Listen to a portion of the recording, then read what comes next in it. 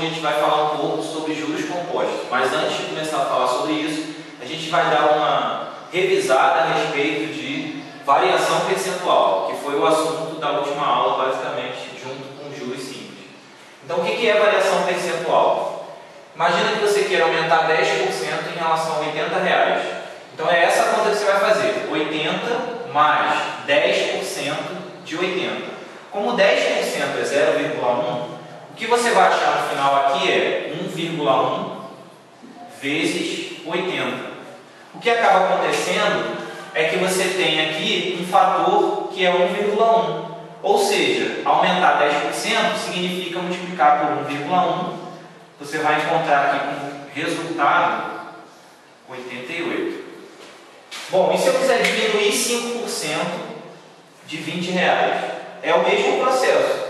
20 menos 5% de 20. Bom, como 5% é 0,05, o que você vai fazer, na verdade, é multiplicar 20 por 0,95,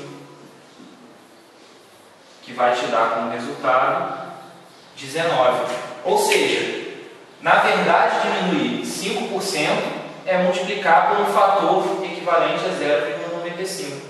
Então, isso te dá uma noção de como você pode calcular o percentual sem ter que ficar calculando quanto é para depois somar. Basta multiplicar pelo fator correspondente, ou a diminuição ou o aumento. Certo? Então, agora, vamos passar a ideia dos juros compostos.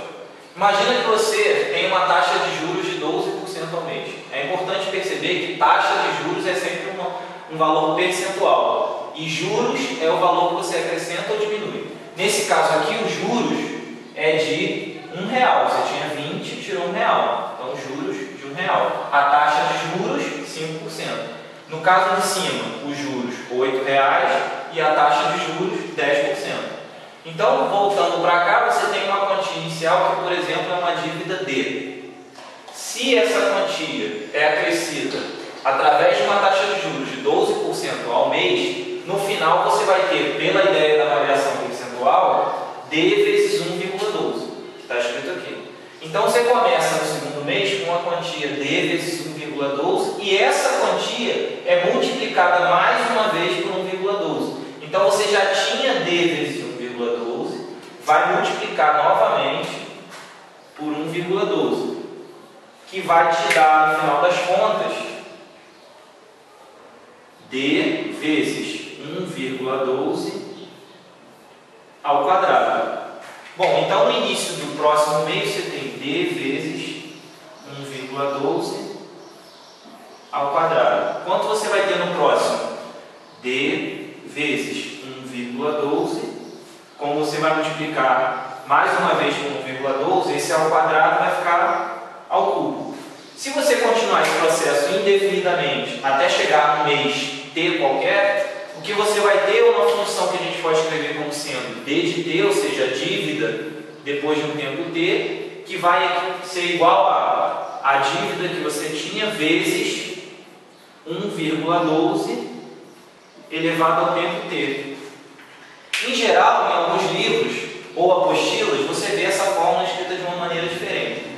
Como é que a gente pode mexer nessa expressão para parecer com as que você vê por aí habitualmente? Bom, isso aqui não é 1 mais 1, mais 0,12? Então você tem que D de T é igual a dívida vezes 1 mais 0,12 elevado a T. Esse 0,12 é justamente a taxa de juros. Esse 1 é porque aqui é 1,12, você separou em duas parcelas. O tempo é o tempo considerado, esse é o valor inicial. Então aqui acaba aparecendo justamente o que você costuma ver. O valor final, o montante, é o valor inicial multiplicado por 1 mais a taxa elevado ao tempo considerado. Então, para ficar bem mais claro, vamos passar por um exemplo prático em que a gente tem valores numéricos. Imagina que uma pessoa qualquer adquire uma dívida de R$700 no cartão de crédito, cuja taxa de juros compostos é de 10% ao mês, que é mais ou menos a taxa de juros real do cartão de crédito.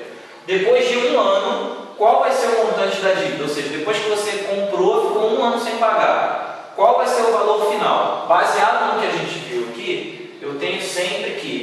O D de T vai ser o valor inicial, 700, multiplicado pelo quê? 1 mais a taxa, ou seja, 1 mais 0,1 elevado ao tempo. Eu não posso substituir esse tempo por 1. Como o tempo aqui está em ano e a taxa de juros está em meses, a gente tem que colocar aqui 12 meses. Então, a dívida depois de 12 meses vai ser o valor inicial multiplicado por 1,1 elevado a 12, certo? Esse 1,1 elevado a 12 eu já calculei,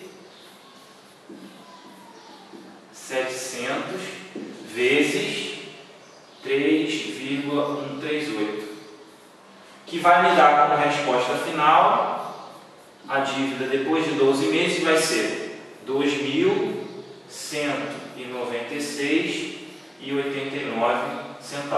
Ou seja, se você adquirir uma dívida de R$700 com uma taxa de juros de 10% ao mês e ficar 12 meses sem pagar, você vai ter uma dívida equivalente a R$2.196,89. Esse foi o conceito de juros compostos. Na próxima aula a gente vai fazer alguns exercícios práticos de juros simples e juros compostos. Valeu e até a próxima. E eu tenho algo a dizer, explicar pra você, mas não garanto, porém, que engraçado eu serei dessa vez. Para os parceiros daqui, para os parceiros como um homem, será que você mantém a conduta?